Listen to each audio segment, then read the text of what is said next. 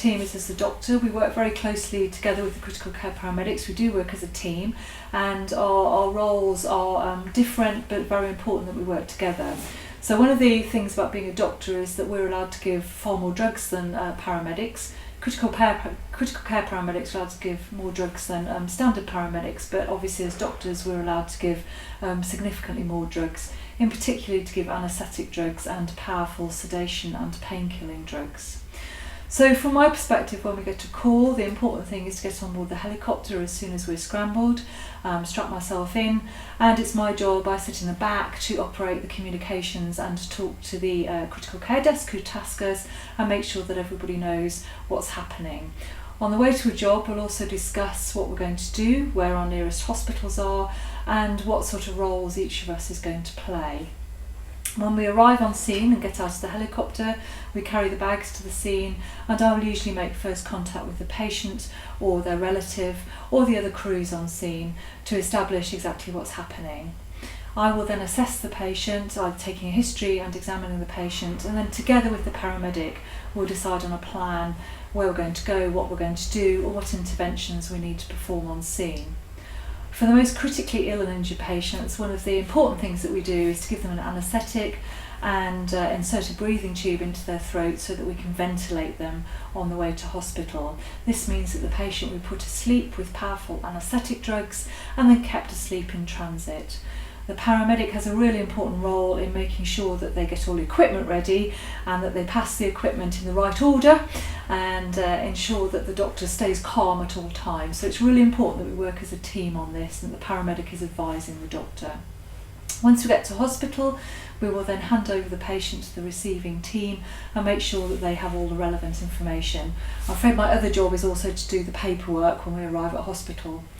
When we get back to base, we have more paperwork to fill out, and we make sure that we collect details of all our patients on a database so that we can follow them up and make sure that things are progressing well and that we learn from any incidents or problems that we've had at the time. One of the questions I often get asked is why we wear such glamorous outfits. And there are two reasons really. One is bright orange and high visibility is very important when we're on scene, especially in the dark or when we're working somewhere like a railway line. So that's one of the important features. The other one is that we've got lots and lots of pockets in here.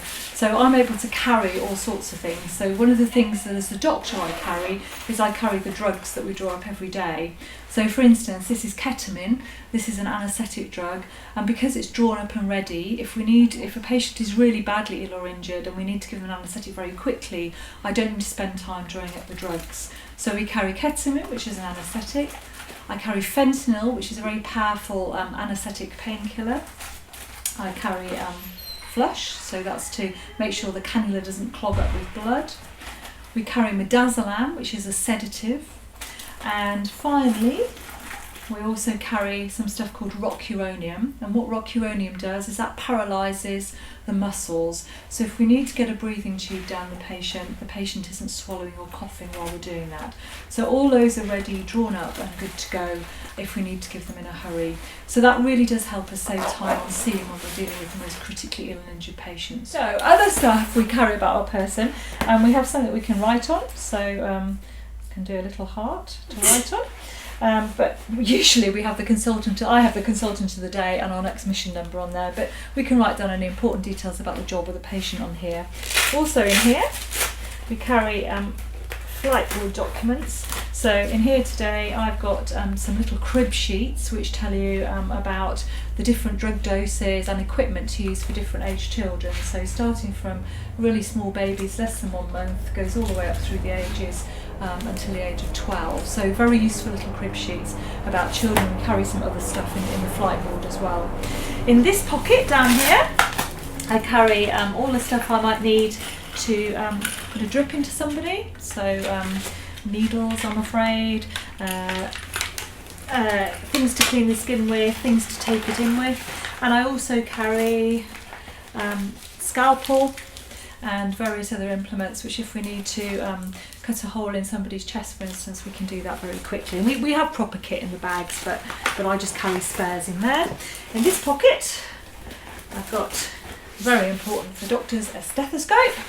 and I also carry what's called a CAT tourniquet, and what this is used for, if you're bleeding very quickly and very heavily, this can be applied incredibly rapidly to an arm or a leg to stop catastrophic hemorrhage. So always helpful to have one of these very close by and readily available.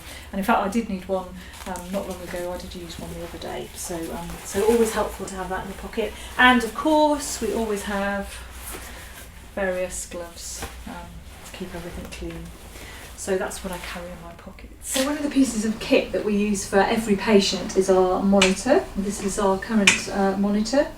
This has two functions. One is to monitor patients' important vital signs, so their heart rate, blood pressure, how much oxygen they've got going around in their blood, how fast they're breathing. And the other function is as a defibrillator. So if your heart has stopped and you need an electric shock, this machine will also do that.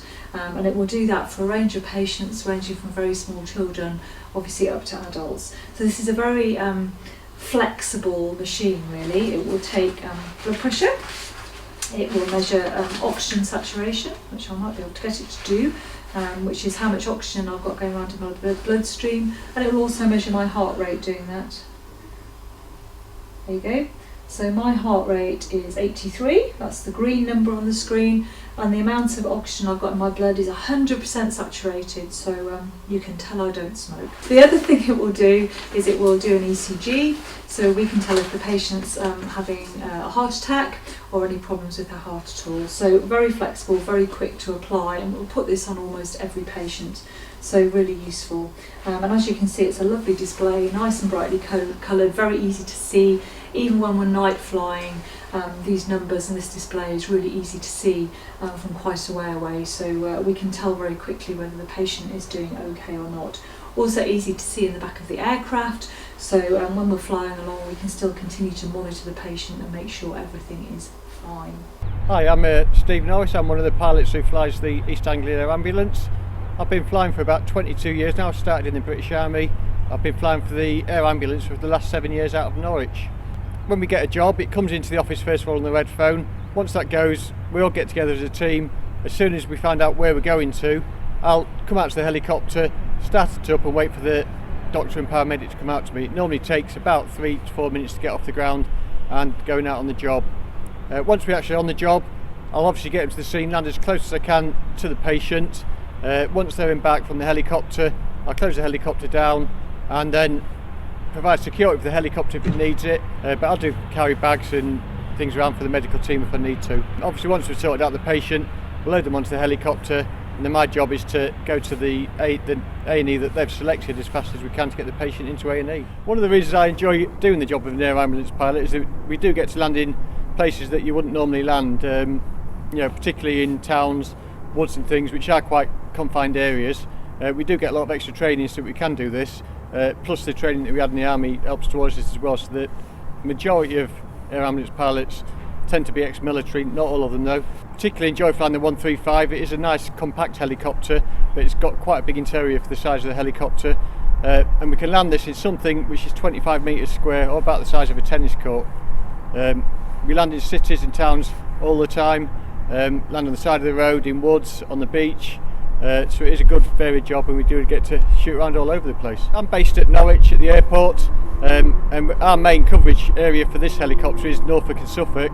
However, we are controlled centrally from Chelmsford, who control 5 air ambulance helicopters in the region.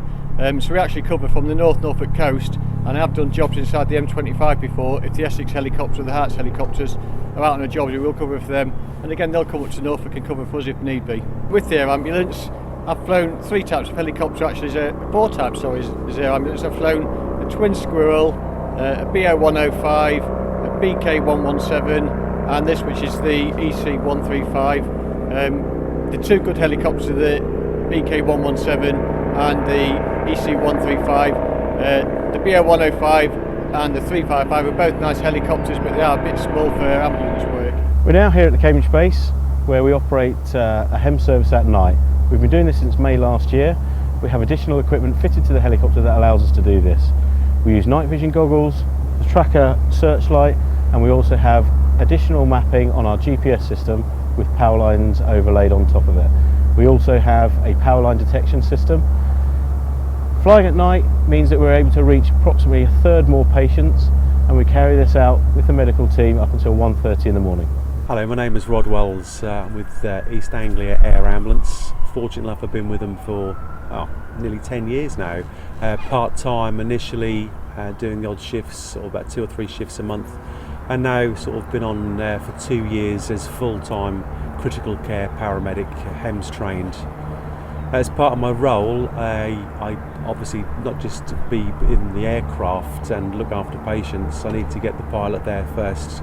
So there's a little bit of working out between the two of us and doing navigation. Obviously it's not so bad during the daytime. At night time we obviously have to sit down and plan the job before we actually fly throughout the night.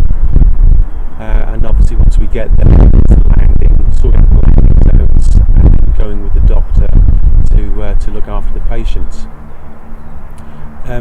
It's taken some time to get fully trained, it does all of us, because we have additional skills up and above the ordinary paramedic. Otherwise we are proper paramedics, but we have, as I say, additional skills, pain relief, sedatory skills, and advanced airway skills also that we bring to scene and bring to the patient. As part of my role as a critical care paramedic, my other tasks are to go into the local control room and monitor all the treble 9 calls that came in.